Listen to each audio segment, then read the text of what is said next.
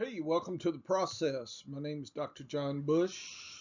Lesson 97, Positional Targets, Part 14. And we're going team by team here. We'll look at a table, then I'll give you a visual view of that information. This is looking at estimated 2021 targets using the public's ADP as a guide. And everything I'm trying to do is to help you win your draft so that hopefully you can win your league. Okay, so let's continue. Go back to lesson 96 for the first block of teams. We continue with the second block. Start with Dallas. Elliott Pollard. Surprisingly, their targets are not so far apart. Pollard might be a usable spot flex person. Okay, certainly a good injury handcuff, but could surprise people. So I have drafted him on occasion.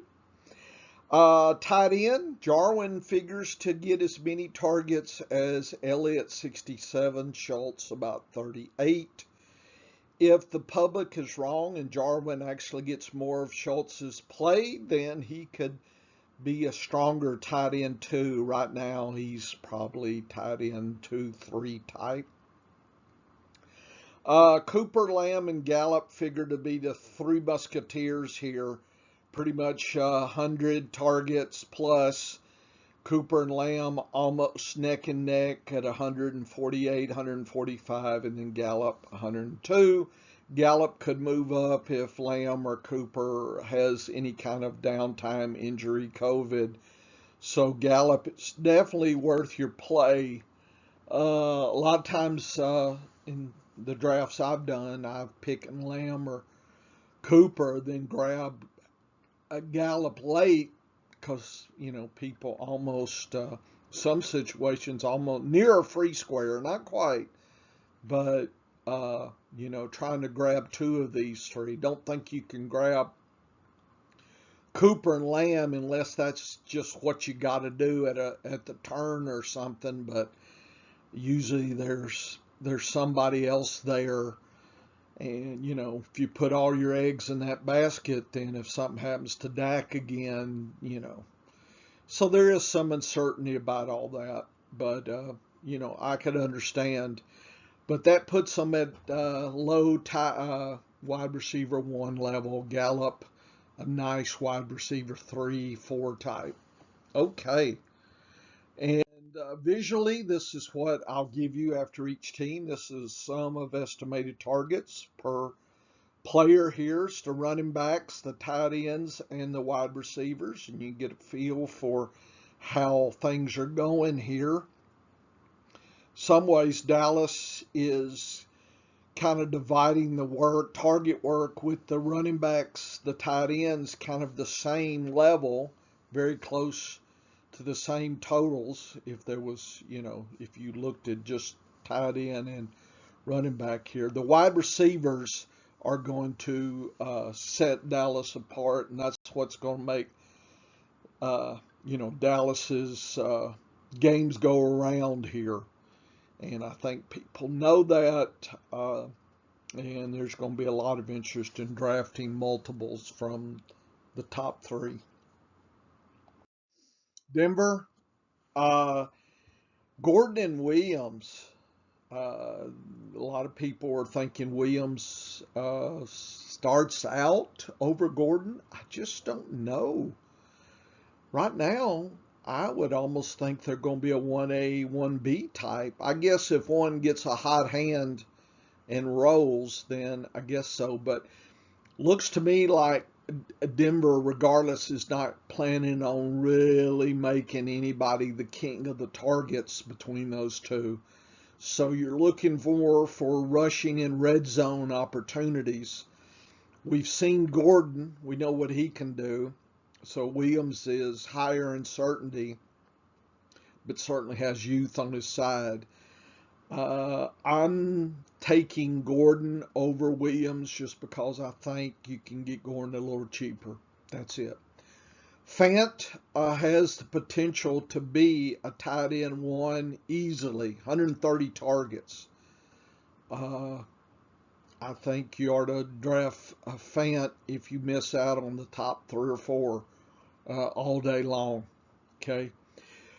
Sutton, Judy seemed to be the 1A, 1B, and then Patrick and Handler are going to be the 3A, 3B type. I think that's the structure. So I think Patrick and Hamner probably are free squares and probably handcuff for injury only. Judy could surprise. People are trying to say Sutton's coming back and is going to command the back, the wide receivers, and I don't know if that's the case. I think there's still uncertainty there about which one gets the lead.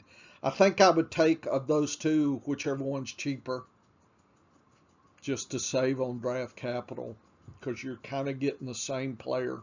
So that would be my, unless something else comes up, that's how I would play it. And here it is. You can see the low level of, uh, you know, targets here. So Fant is in many ways going to be the wide receiver one, and then Judy and Sutton could be thought of as the wide receiver two types. How about that for the team? So just realize that's probably costing either one of these some, uh, end of the season totals there. It's having Fant figuring to capture a lot of them.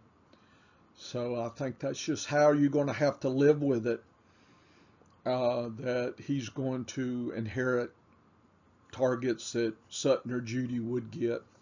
So that's kind of the downside of those guys, as well as being almost a 1A, 1B scenario. Detroit, Williams and Swift figure to be the 1 and the 2. Could be closer than that. Could be a 1A, 2B. Is Peterson still with them? I don't know. Anyway, and Jefferson is the deep handcuff.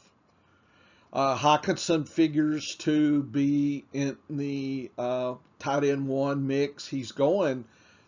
Look at it. His target's 115. Fant was 130. I think Fant could beat Hawkinson this year.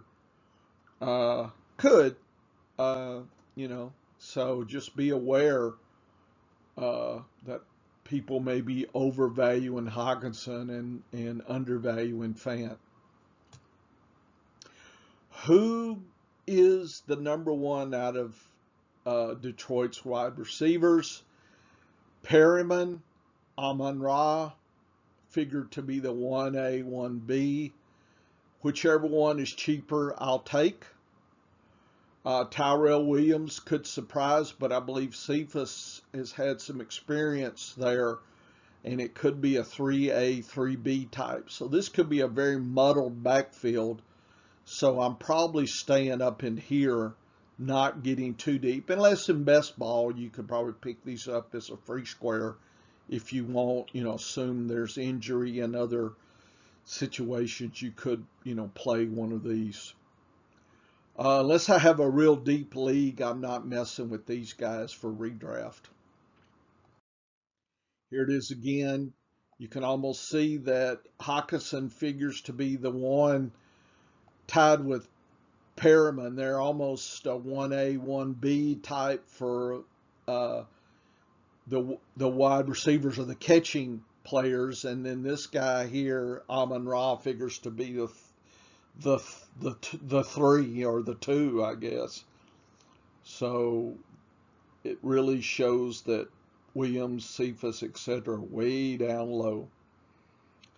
I don't think the running backs are going to do as well as the public thinks as far as targets. I think Jamal Williams probably will overtake Swift in the targets. I believe they're going to shift Swift to more of the rushing, and the early downs, and Jamal will be the third down. Don't know who gets the red zones. Don't know.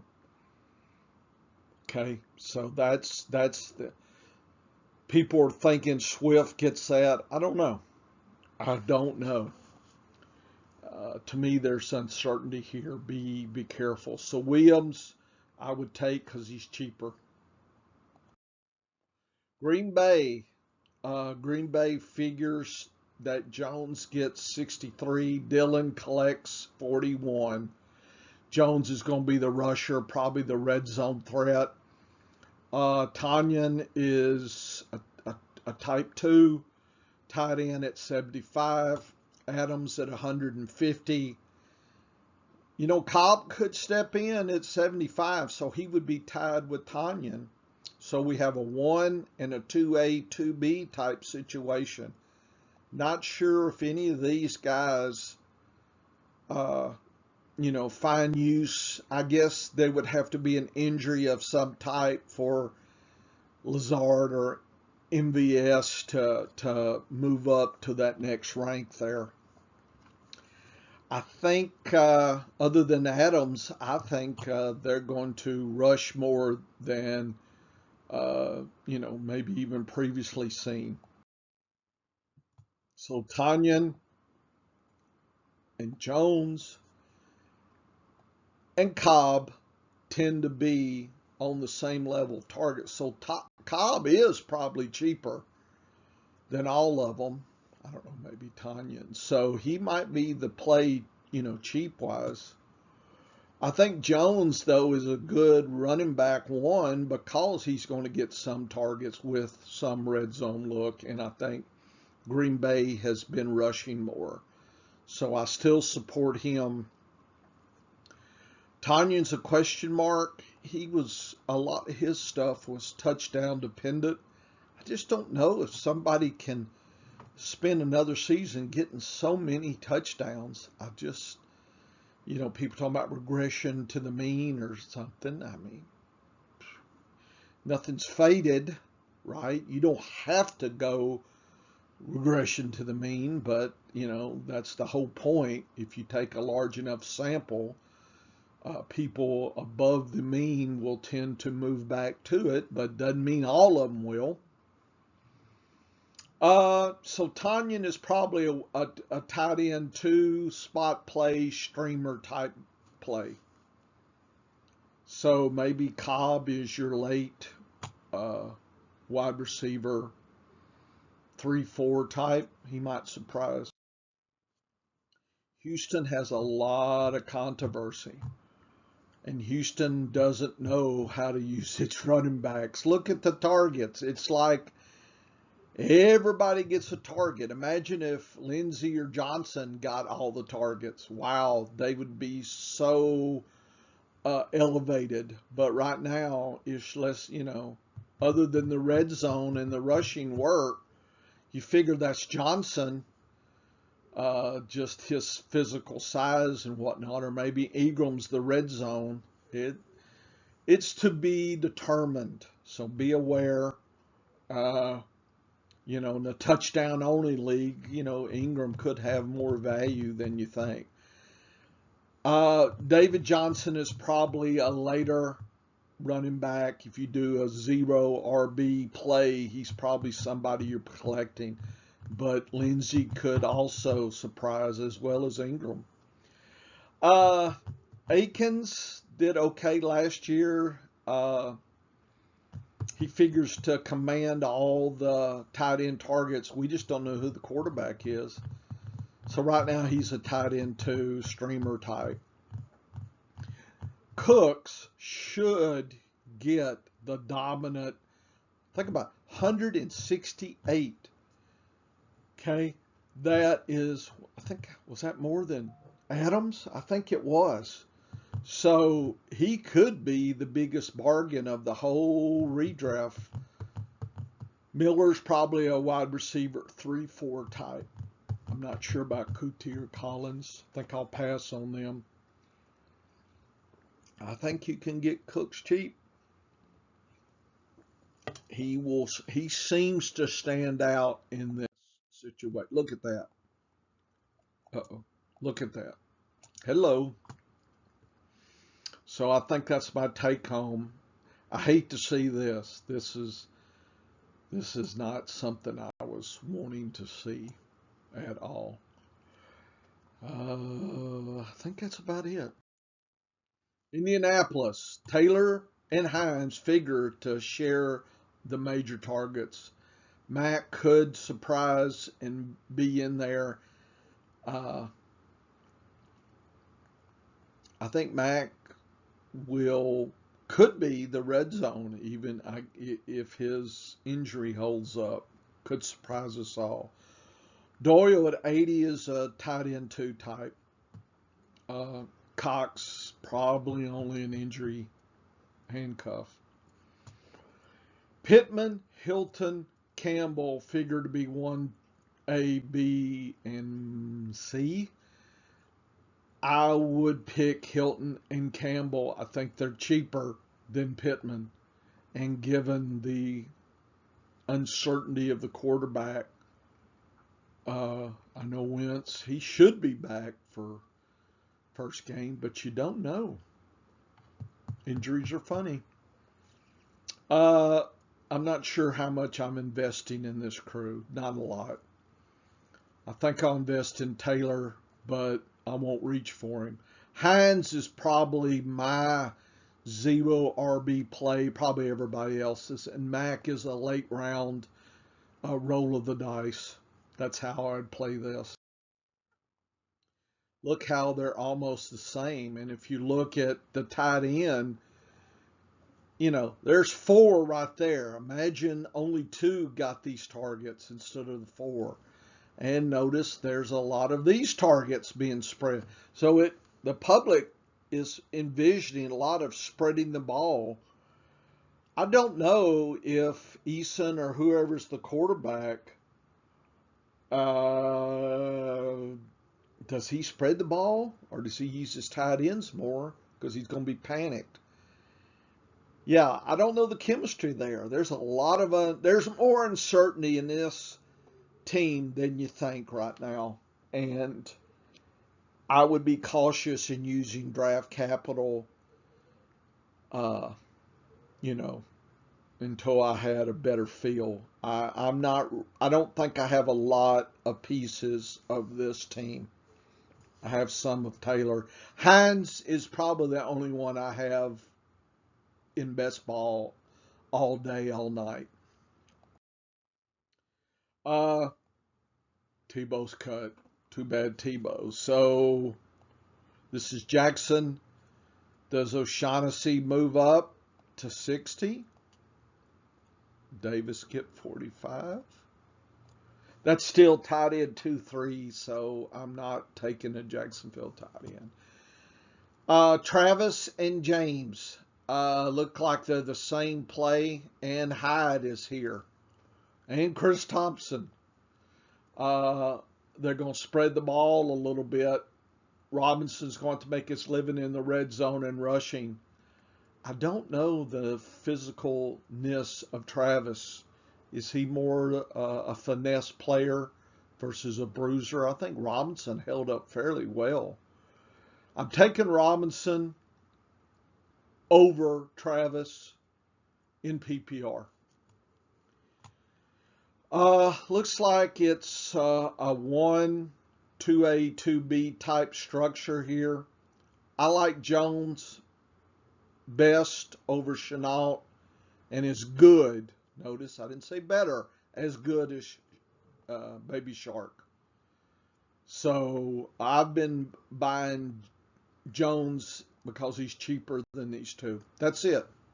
That's how I'm playing this. You can see a lot of targets going to be split here, and Tebow's gone. So these guys are actually going to move up. Should I do yellow here? Yeah, yeah. No, come on, man. Yeah. So there we go. So gets a little more attention than any of these guys. Still not playing the tight end there. Kansas City, they think CEH gets pretty much the majority of targets. Williams and McKinnon split. I'm taking in best ball Williams. He's a free square almost. That's how I'm playing it. Kelsey, of course, you're taking, but 150. I think he'll be a tight end 1, 2, or 3, but Waller or somebody else, Kittle, I don't know, could surprise. Fant could surprise on how it really shakes out. Hill, Hardman. Hill is your wide receiver 1 type, probably in the top 3 at the end of the season, you would think. Hardman's a good play. He's pretty cheap late as a wide receiver 4 type. Somebody's got to catch it, right? Hill can't do it all.